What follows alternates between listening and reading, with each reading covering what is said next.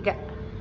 Assalamualaikum warahmatullahi wabarakatuh. Halo semuanya, perkenalkan nama saya Muhammad Hafidz Diki Tamimi, mahasiswa PGSD UPBJJ Kota Bandung dengan NIM 8602020606. Pada kesempatan kali ini saya ingin melakukan praktikum tentang gerak pada tumbuhan.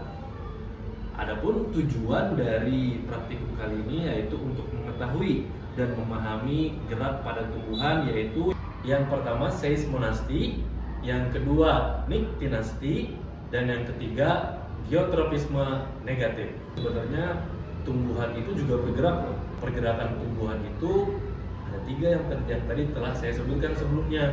Nah, sebenarnya apa sih itu gerakan seismonasti, apa itu niktinasti, dan apa itu gerak geotropisme negatif? Gerak pada tumbuhan merupakan salah satu respon tumbuhan terhadap rangsangan dari lingkungan. Secara umum, ada beberapa jenis gerak pada tumbuhan, yaitu gerak nasti dan gerak tropisme. Gerak nasti dibagi menjadi 2. Yang pertama seismonasti dan yang kedua adalah niktinasti. Gerak seismonasti adalah gerak yang disebabkan oleh adanya rangsangan dari luar yang biasanya merupakan getaran maupun sentuhan. Sedangkan gerak niktinasti adalah gerak yang dipengaruhi oleh faktor perubahan kondisi terang ataupun gelap. Yang ketiga yaitu gerak tropisme negatif. Gerak tropisme negatif adalah sebuah gerak pada tumbuhan yang biasanya dilakukan oleh daun ataupun batang yang mengarah berlawanan dari gravitasi bumi. Bisa dibilang mengarahnya itu ke arah atas. Selanjutnya saya akan melakukan praktikum untuk mengamati gerak pada tumbuhan tersebut. Ayo ikuti saya. Pada praktik yang pertama, saya akan mengamati gerak seismonasti pada tumbuhan putri malu. Sebenarnya adalah putri malu yang telah saya siapkan, namun karena dari kemarin layu dan tak kunjung kuncup, maka kita akan mengamati dari lingkungan sekitar. Nah, yang pertama kita akan coba menyentuh tanaman putri malu ini menggunakan penggaris dengan 3 tahap. Yang pertama sentuhan ringan, lalu sentuhan sedang, dan yang terakhir sentuhan agak keras. Mari kita lihat. Dengan sentuhan ringan seperti ini, nah terlihat bahwasanya putri malu mulai mengecil ya. Kita sekali coba lagi. Nah, dia mengecil secara perlahan. Sekarang kita coba menggunakan gerakan sentuhan yang lebih sedang, gerakan yang sedang. Nah, terlihat bahwasanya putri malu dia mengecil lebih cepat daripada jika disentuh dengan sentuhan ringan. Kita coba sekali lagi. Nah, mengecil lebih cepat. Lalu sekarang kita coba dengan gerakan yang lebih keras. Nah, terlihat bahwasanya tanaman putri malu dia langsung mengecil seketika ketika mendapatkan sentuhan yang lebih keras. Ini kita bisa melihat bahwasanya respon putri malu pun berbeda-beda. Ketika dia mendapatkan getaran yang ringan, dia relatif mengecil lebih lambat. Ketika mendapatkan getaran yang sedang, dia akan mengecil lebih cepat, dan ketika mendapatkan gerakan atau sentuhan yang keras, dia akan mengecil lebih cepat daripada sebelumnya. Itu adalah bukti bahwasanya putri malu dia memiliki gerak, yaitu gerak seismonasti, di mana gerak ini disebabkan oleh sentuhan maupun getaran dari faktor eksternal. Nah, saya akan mencoba untuk mengambil 2 sampel putri malu. Yang pertama, nanti putri malu yang pertama akan saya biarkan terbuka, terpapar sinar matahari, dan untuk putri malu yang kedua akan saya tutup menggunakan kardus ini sehingga dia akan menjadi kondisinya gelap, lalu dibiarkan setelah setengah jam. Begini adalah sampel putri malu yang pertama.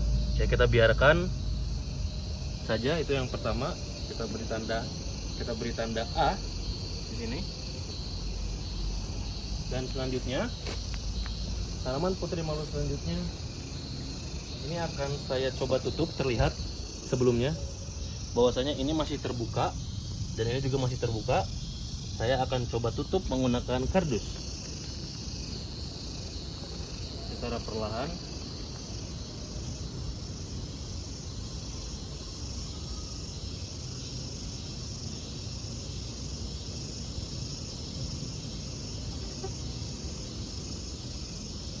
dan saya beri tanda B. Nah, di mana ini akan saya diamkan kurang lebih sekitar setengah jam. Nanti kita lihat hasilnya, apakah ada perubahan yang dialami oleh kedua putri malu ini. Nanti kita akan simak selanjutnya setelah 30 menit. Terima kasih. Baik, kurang lebih sudah 30 menit. Mari kita lihat perbedaan antara contoh putri malu yang A dan putri malu yang B. Mari kita lihat. Di sini yang A, karena dia terbuka, dia masih jelas terbuka ya. Dia tidak tertutup apapun, terang, maka dia masih terbuka. Ketika kita sentuh, dia akan menutup. Menutup, menutup, menutup.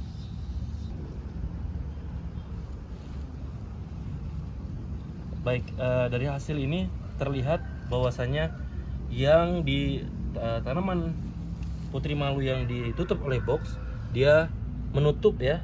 Walaupun memang tidak semua menutup. Ini contoh yang tertutup ya. Tertutup, tertutup, tertutup, dan ini memang masih ada yang terbuka ya. Ini tertutup, tertutup, tertutup, ini masih terbuka.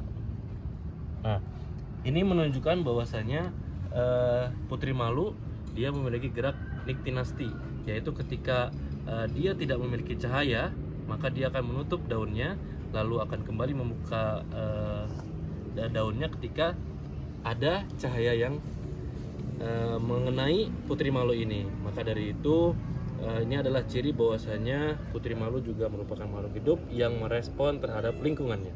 Baik, praktikum yang ketiga yaitu saya akan mengamati dan melihat tentang gerak tumbuhan geotropis negatif, di mana untuk sampel kali ini saya tidak memiliki sampel tumbuhan yang telah saya tanam sebelumnya, namun saya mengamati dari lingkungan sekitar.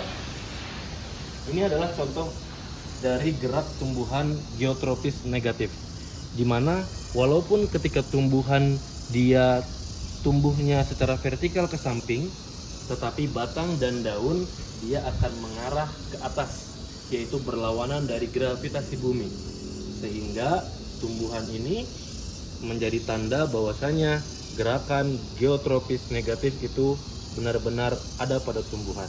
Dia tidak tumbuh ke bawah mengikuti gravitasi, tetapi dia tumbuh ke atas berlawanan dengan gravitasi. Itulah yang disebut dengan gerak geotropis negatif. Seismonasti dipengaruhi oleh sentuhan, sedangkan niktinasti dipengaruhi oleh adanya cahaya atau tidak. Dan geotropisme negatif dipengaruhi oleh gravitasi. Karena dia negatif, maka dia berlawanan dari gravitasi bumi. Maka dari sini bisa disimpulkan bahwasanya tumbuhan merupakan sebuah makhluk hidup yang merespon lingkungan di sekitarnya. Ya. Mungkin hanya itu yang dapat saya sampaikan melalui hasil praktikum yang telah saya lakukan. Setelahnya saya ucapkan terima kasih dan memohon maaf apabila ada kesalahan. Terima kasih. Assalamualaikum warahmatullahi wabarakatuh.